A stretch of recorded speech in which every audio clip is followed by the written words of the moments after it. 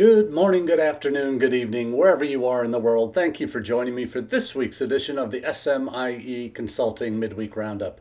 It's Wednesday, May 20th, 2026, and we're going to be answering three questions we've been hearing from international educators over the last 7 days. And as we do each week from our newsletter that comes out on Mondays called All the SMIE News Fit to Share, we have a newsletter that we've been producing for about 7.5 years now, almost 8 years. And we have this that covers about 4 different topic areas. Social media, which covers everything from how social media is being used in international student recruitment, to online blogs, to digital reports, to webinars upcoming, to AI influencing international education. That's where you'll find those stories. Then we have a U.S. Central, and that has the kind of the lead stories in the news, whether it's announcements by the current administration, executive orders, new legislation being proposed, new reports that are being released, and then a solution central area, which covers a lot of the kind of what people are doing to talk about changing the way they do things for the positive in international education in the U.S. and larger circles around the world. And finally, we do a global roundup of the top news stories in other major destination markets for international students, as well as source markets, that covers a lot of the key topics we need to know about in our field beyond our own borders, which do impact what we do, frankly, in international ed. And in recent weeks and months, a lot of misery loves company, because we are not the only Big Four destination that's suffered. All of us are at the moment from various self-inflicted wounds, as we call them. And the newsletter brings together those kind of our hot takes on those news stories of the week.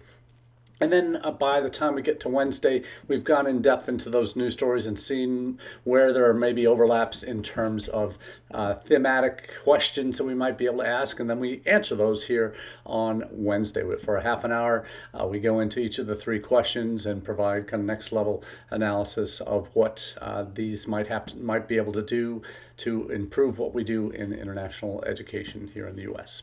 So let's get right into it. I'll drop the links to both our email version plus our plus the LinkedIn version of the newsletter. Between those two versions, we now have, I'm proud to say, over 3,000 subscribers that are part of that. And Rafael, thank you for being on the live chat today. I'm looking forward to seeing you next week in Orlando, and that's going to be one of the 3 questions we talk about today, so a little sneak peek. For those of you who are new to the roundup, these 3 topics that we cover are obviously based on the news stories from the previous week that are coming are typically in our news feeds, but today, because of our timing, the week before NAFSA, we're going to be covering a topic that is on the minds of many of us who are U.S. international educators and many colleagues from abroad who are coming in for the conference in Orlando next week. NAFSA is going to look very different this year for a number of different reasons.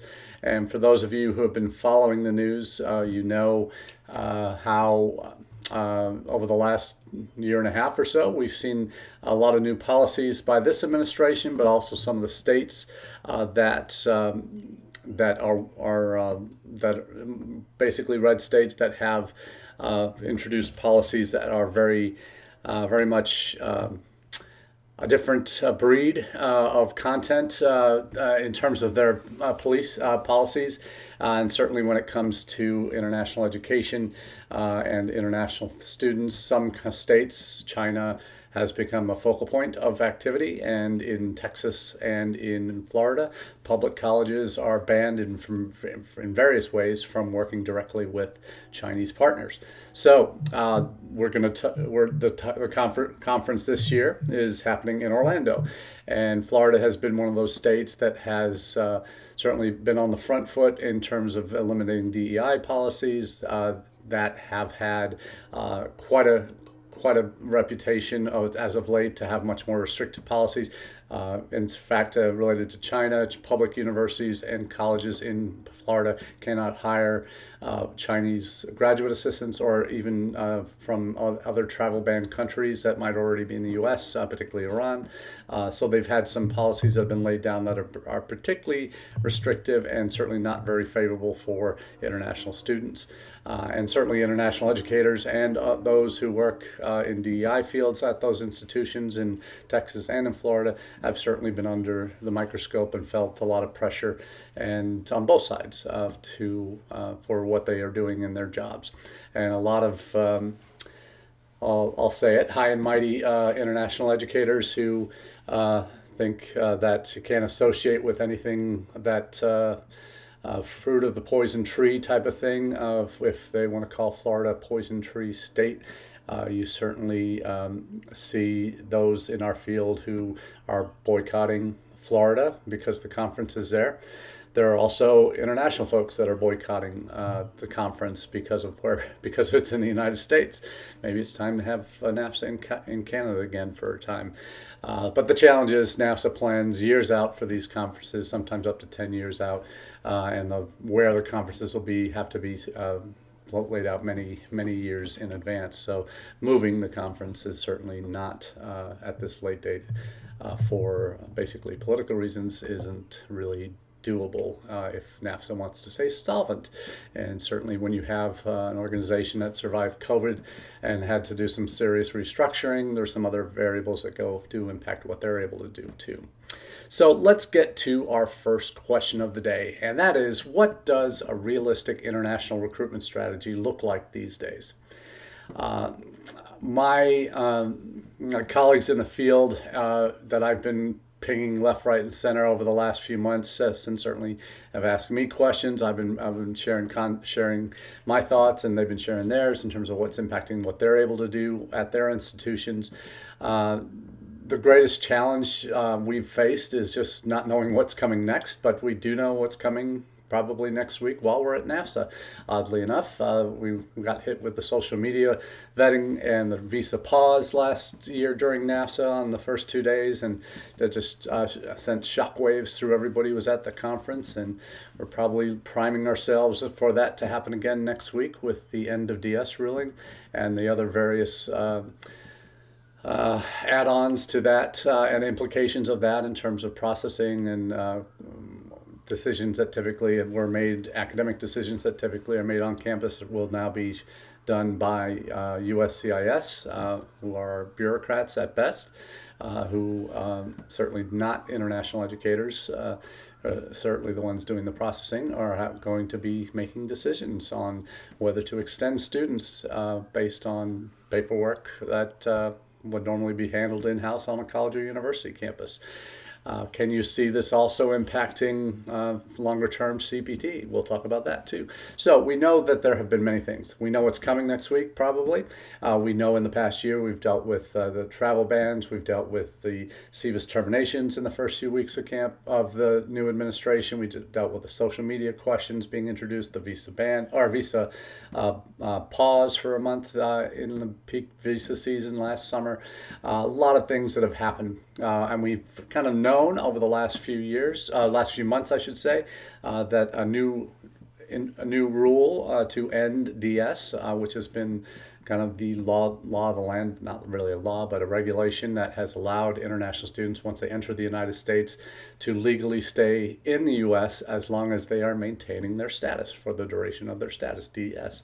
That is likely going away as of 60 days after this rule is announced. So by the beginning of the fall term, more than likely for most of us, the new reality will be students will only be admitted for 4 years maximum term on their documents. So what on basically the digital I-94 card that they get. And stamped on their passports, or in their passports and on their I-20 documents, all that will be limited to 4 years max. Before they have to apply for an extension. And they've changed grace periods from 60 days to 30 days and various other fairly punitive actions taken against international students, impacting their ability to change programs, do a second degree. All of that is going to be laid out pretty clearly in this new rule, which will probably again happen next week. But what does a realistic international recruitment strategy look like right now? We know no matter how deep our relationships are, we've established with our prospective international students through meetings abroad, through initial email responses or chats on social media or WhatsApp messages after a fair, to lead nurturing campaigns we might do, to them applying, to getting them admitted and getting them their documents, and then hoping and praying that the visa gods are kind. And the challenge is that has become increasingly difficult, particularly in certain countries in South Asia and Africa. We know visa success rates have dropped substantially in the last couple of years. And we know that in key markets like India, there have been bright spots in that we have seen appointments at least being available at this time of year. And last year, at this time, we had the beginning of that month-long pause. We're not saying it's not going to happen or anything like that won't happen again this year, but odds are right now it does not look to be the case. So we will see what the real, when the rubber hits the road this summer with visa success rates. Early signs in South Asia are not good. Nepal and India have been particularly bad again. Nepal had a good 2024, okay 25, and this year they've dropped off quite a bit. We're hitting over 60%, only a 60% success rate for Indian students getting visas, and that number is probably conservatively high, maybe actually much lower in terms of visa success rates for Indians at this moment. We are seeing some signs that partnerships are kind of a root cause of what is working when it comes to students in these kind of countries where there might be visa challenges. So the realistic international recruitment strategy right now is one that it doesn't put all your eggs in one basket, that's for sure, that has focused on those countries that are producing students who aren't getting visas. And we know that in certain parts of the world they are more successful than others.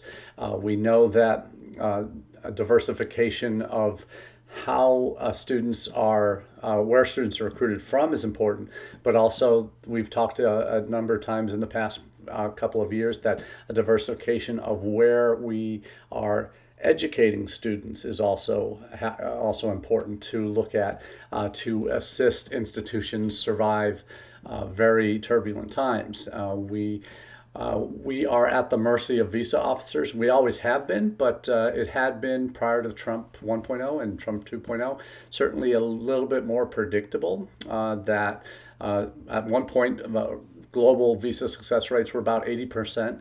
I know in some countries it's never really gotten that high on average, but certainly African countries, and I know maybe we had 70-75% in India at one point, but we've certainly seen those numbers drop off considerably. So yield in this summer in particular is one of the greatest unknowns. We have a system that is very different from any other country for students, particularly Western countries, requiring an in-person visa interview. That alone should be something you need to be aware of.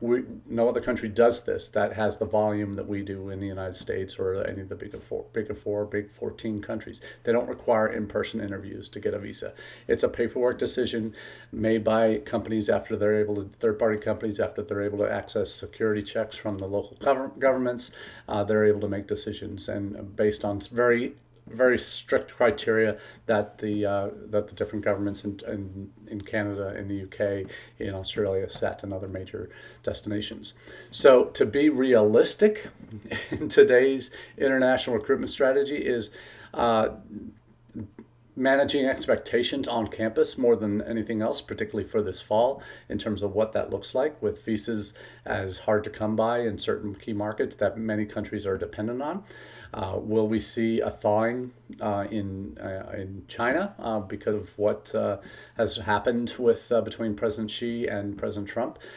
With President Trump's comments about wanting 500,000 Chinese again. It was 600,000, now it's only 500,000 Chinese students to be able to study here. He makes, and Karen Fisher made this point in her Latitudes column today, that Trump is sending out very mixed messages. The policies are very antagonistic towards international students, and his rhetoric at times is actually quite favorable and would be a bright light if it was said by any other president. We would say, oh, that's very encouraging. I would like to believe that's the case, and hope that policy backs up that decision. But we often see that even though President Trump has said several times that he values international students in the States and he thinks there are institutions that will suffer greatly if we don't allow students to come and study here and potentially even allow them to stay. He made the case for Chinese students being able to get green cards afterwards. So these are all of the things that are disconnects that are from the rhetoric of and positive rhetoric that President Trump has said at times, and the reality of what the policy implementations that his team are putting in place are doing to what we do in the United States. Now, there are a couple of articles that came out this past week. One on the NAFSA blog, Defense is Not a Strategy. And this was put together by my friend and colleague at InUni, Denver Muirhead.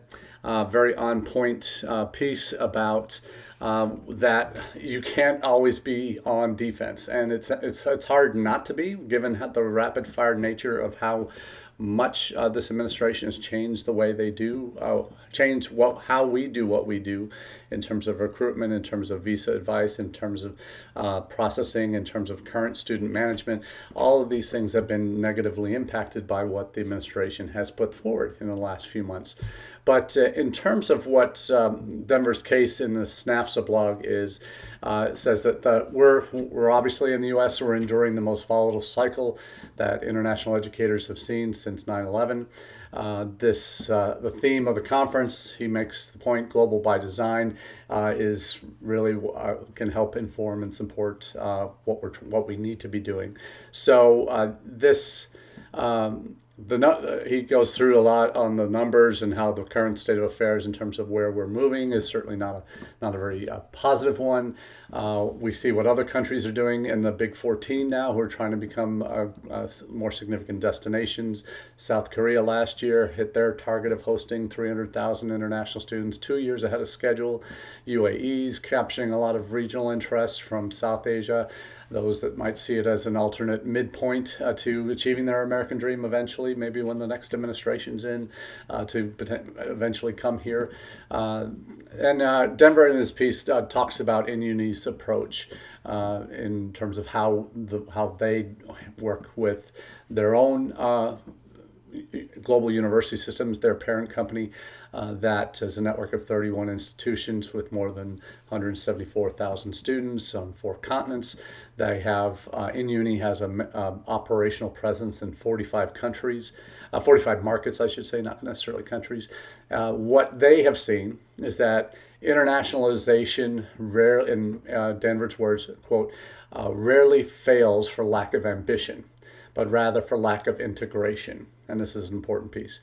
Often strategy sits in one office, recruitment in another, admissions in a third, compliance in a fourth, program development somewhere else. Again, each team doing good work, but siloed to some degree. And that's just within international compliance and program development and recruitment and admissions strategy. All that might not always be aligned in one office. So that's always a challenge, is where does one hand know what the other's doing on campus. I've made the case several times that campuses need an international inventory. Where are all your relationships abroad? That could be the home institutions of some of your international faculty, or those of your domestic faculty that have studied abroad or gotten degrees abroad, who have research agreements with or contacts with colleagues at other campuses, who have formal MOUs or cooperation agreements that have that outline areas that your institutions or programs can cooperate, having a central clearinghouse for who's traveling where, so that if the odd case happens, and it has happened, it's happened to me, where I show up in one city in a country, and I'm told when I meet with colleagues in that country, oh, we just ran into your business professor who was just here a couple days ago. And another time in the same city, I ended up being in the same hotel as a faculty member who we found out was on sabbatical in that country as we were doing the recruitment trip with our provost. He didn't even know that this faculty member was there. So these are the kind of things that can be avoided and leveraged, and situations where a collaboration can and should be happening together as an institution, and being able to when you have your study abroad students in certain cities where you might have an existing partner or an Education USA advising office or one of your recruitment partners, have them do sessions for prospective students to give them an idea of, what's it really like to study on the US campus. Those are the kind of things that can really move the needle. And this integration, this seamless work across areas involved in international education are really the key pieces. So thanks to Denver for that very useful blog, and certainly one that I see a lot of value in. It's one that I see as a good template, and it's one of the main reasons at the University of Akron, since we signed with InUni last September, we found this approach. We're with our arrangement with InUni in our recruitment, we're also expanding into partnerships, into potentially T&E opportunities as a result of having a multi-layered, multi-pronged strategy to improve how we recruit international students. So thank you to the team at InUni for really helping push that out, because it really does mean make a huge difference, because I'm a one-person recruitment and partnership shop, and we need all of our campus to be on the same page in terms of driving our processes forward together, and making sure everybody's aligned with what our purpose is and why we're going into certain countries, and why certain programs are attractive in certain countries as opposed to others, and leveraging that to help prepare departments that really are gung-ho and want to move forward and increase their enrollments, and are willing to take the risks necessary to push the boat out, and are facilitating a smooth admissions process, and are willing to articulate curriculum with future partners. All of these things are what we can and should be doing to help diversify how we're teaching our programs, where we're teaching our programs, and who we're marketing them to, and in which formats. So there's also a LinkedIn blog that this talks about a step forward for responsible innovation in student recruitment, and talks about the need for aligning innovation and analysis together within a wider ecosystem. So kudos to my colleagues at InUni for their contributions to the conversation in this past week. The second question we're going to talk about today is one it does hit close to home for me, because for those who know my story, I came to the U.S. as an international student at age 5. I had a cute British accent for a couple of years when my family moved from London to St. Louis, Missouri, where I grew up. And we had, I was an L2, intercompany transfer dependent, when I started in the United States as an international student, and didn't become a citizen. We went through 6 years of L visa, had 6 years of green card permanent residency, and I became a citizen about a year before my 18th birthday, when I came at age 5. So that was my journey to becoming going from international student to U.S. citizen. And now I've been working my entire career in international education for now 33 years this summer. So, but the UK is undergoing some very significant change at this point. And for those unfamiliar, in the UK now, it's kind of a three-headed monster in terms of the challenges that they're facing right now. That you have You have concerns over visa compliance metrics, which are much stricter than what we have in the U.S. in terms of uh, visa denials for applicants from a particular university. You have to hit certain thresholds at 80 or 90%. If more of your admitted students get denied after you've issued a CAS where you've done your due diligence on funding and all the other pieces that you need to do as an institution in the UK, if they have a high percentage of even a low percentage, 20% or more, 10% or more in some countries that are getting visas denied, you can lose your ability to recruit in those countries if you're in the UK. So there's a lot happening there. So these visa compliance pieces are really the metrics that they're being restricted on or educated on to follow. You have the new international student levy that for most institutions is going to be passed on to the students in terms of higher tuition fees. And then a lack of government planning for a potential major university collapse. We've shared over the last couple of years, certainly post-COVID, there are a number of institutions, 40%, that have been running deficits, maybe up to half by now, and there may be one or two that are close to insolvency. So what does that mean? That the government really isn't planning for that. In their latest international ed plan, they've said, just go out and do more T&E, set up campuses in other countries, deliver your programs remotely, and that's the way we want you to grow internationally. The UK government is not planning to grow domestic or the in-country international enrollment now. In fact, recent hits to visa success rates for the coming fall term have increased, and we're seeing a significant rethink going on in the UK about international recruitment strategy to what they're doing. That the UK institutions for many years have had the volume illusion, another commentator calls it, where the default position has been push for more volume, more students to meet higher income targets. That increasingly means that the students that are bringing those in are international, but the challenge is the cost of recruiting those international students has risen significantly in recent years. There are agent commissions, marketing spend, in-market operations, all increasing, and that erodes the margin that additional student volume is supposed to deliver. And that's a quote from the article, the second article from the PI News. Vincenzo Remo out of the UK. So some really interesting content about what's happening in the UK right now, that there is some real concerns about insolvency and the fact many in the UK in the international ed space are complaining that the UK government doesn't have a plan for what to do in case one of theirs goes under. Of course, we think about that, and we don't know who it might be yet. But if we had the equivalent of a major state flagship university that goes under, has to close their doors, that obviously would have huge implications for the 20, 30, 40, 50,000 students that might be attending that institution.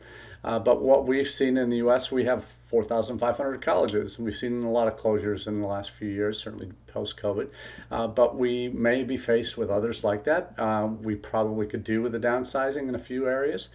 Not that I'm Vivek Ramaswamy going to close half the public state universities in Ohio, but there certainly are those who think that we are a little bit too big, too many institutions, and we could afford to spread the wealth a little bit and amongst the many other existing institutions. So who knows what will happen there. But in the UK, there's only 150 universities. So one goes under, that can have some significant complications to obviously the employees at that institution, but also the communities if they're in a smaller town that might be very dependent on the success of that university staying live and staying active.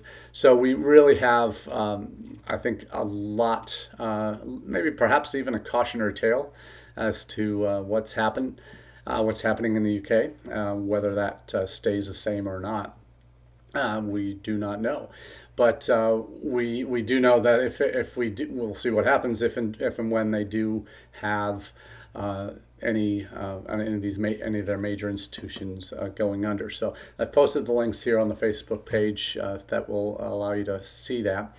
Now, a final question of the day is a little bit of a fun one, and we all know what's coming next week. It's NAFSA. It's the annual conference for the Association of International Educators, and the question is, how are you preparing for NAFSA next week? I know this is a story that I've never actually done a topic on it during a live chat, but I know. Here's some things I do know about what's happening with NAFSA this year.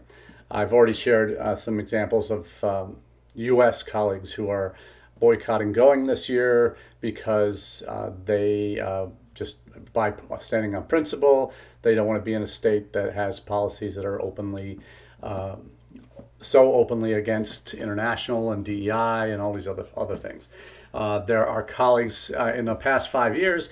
I've worked at an institution who was hosting an event, and in our state, and there were some visitors from certain states that would not come. It was actually, if they were at a state institution, there was policy where they could not go to our state for an event, or have their institution pay for it.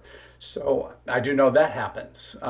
So within the United States, this NAFSA had a conversation with Fanta the executive director and CEO of NAFSA, back in November. We were both at an event in Saudi Arabia, and I said, I apologize for my colleagues who are trying to put so much pressure on you to move the conference, because there was a couple of people that I've known well and have had a great deal of respect for, that we're saying, no, I'm not going because I think NAFSA should change it and give the Governor DeSantis kind of a what for about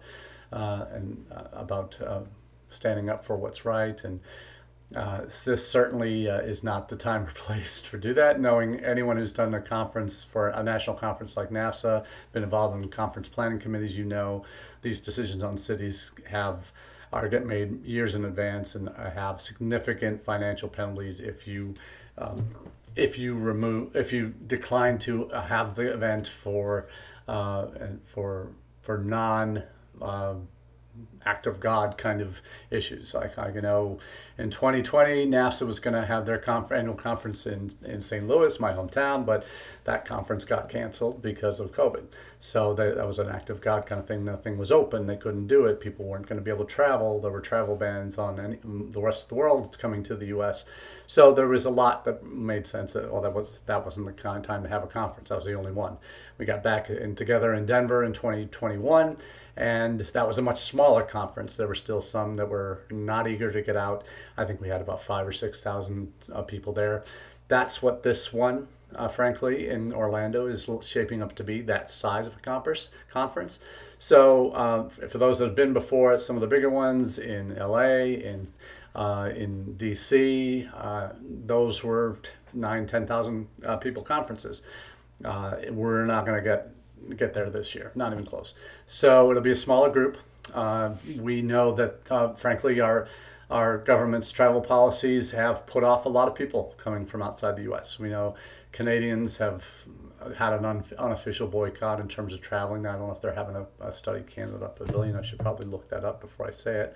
But we certainly know that visa policies are going to prevent anyone who might have been coming from travel ban countries, in the 40 countries that are on that list for temporary work or visitor visas are not going to be able to enter. So we do know that are some real issues with people outside the United States coming. And even if you're not on a travel ban list, your country's not on a travel ban list, you might be one of those countries if your other citizens have come to the U.S. in the past, have had high visa overstay rates, then you may now, even though you might not be on a travel ban list, you might have the bonds that you have to put up between, I think, $1,500 to $5,000 or something like that. Bond you have to put up. You get it back if you want when you leave, but it's kind of a payment you'd have to make to the government, like a bail bond, to get into the country, to get a visa. So Those are some real roadblocks for those that want to come to a major international education conference if they haven't previously had U.S. visas. New people who haven't been to the U.S. in a while probably are scared off coming.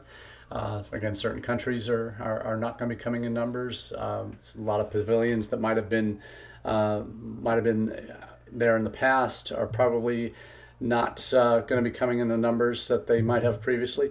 So I think we're in a situation where we can't, we shouldn't be keeping our hopes high for a big turnout. But what I can say, those that do show up are going to be a lot of U.S. colleagues that are going to be there to understand what's going on. I had a conversation with a colleague yesterday. He's been on the service provider side for a while.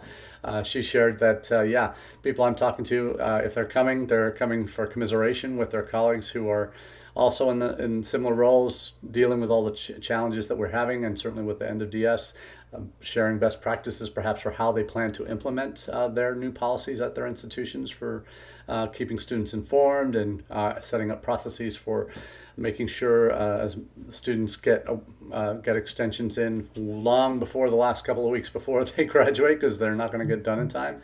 So there's some significant challenges that I think we're all going to be facing with this conference and with this new rule change. I know there's far fewer receptions this year. That's probably a good thing. It's not going to be a whole lot to celebrate other than being there with our colleagues from around the world that do make the effort. And frankly, we should be celebrating them for making the effort to come.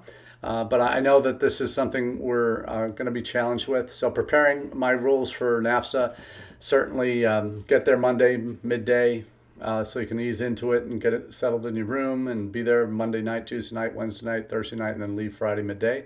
Conference is pretty much over Thursday night, but even though there are sessions Friday morning, I know no one wants those session blocks. Most people are traveling back home on those days.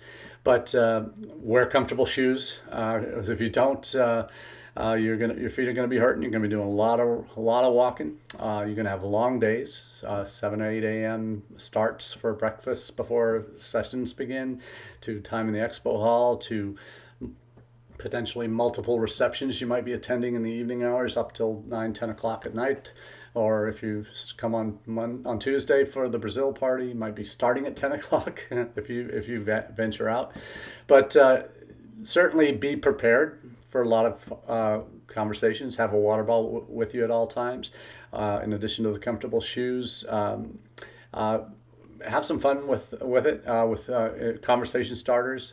For those who know me, I make it a point to accessorize my name badge, and every year I have close to 40 pins on me from the different conferences I've been to that I picked up by U.S. and another country's flag combo pins, number of NAFSA pins, number of organizations that are often prominent at NAFSA. Education USA has a series of pins. Their whole history is on my badge every year. So I hope to see you next week. If you're attending NAFSA, it'll make a better chance to be able to see you, given the size that will be a little bit smaller than normal. And look for me with a blinged out badge. Certainly more than the 15 points of flair that you need to qualify for tchotchkes in office space. So if you know, you know. So until next week, I'll be doing a live from the conference floor on Wednesday during NAFSA at the Expo Hall. I'll be spending most of my conference open hours for that in the conference hall. But I do wish you all the very best and safe travels. And for those that aren't going, we'll certainly be giving you a taste of what it's like next week. Thanks very much. Have a great rest of your day. Cheers.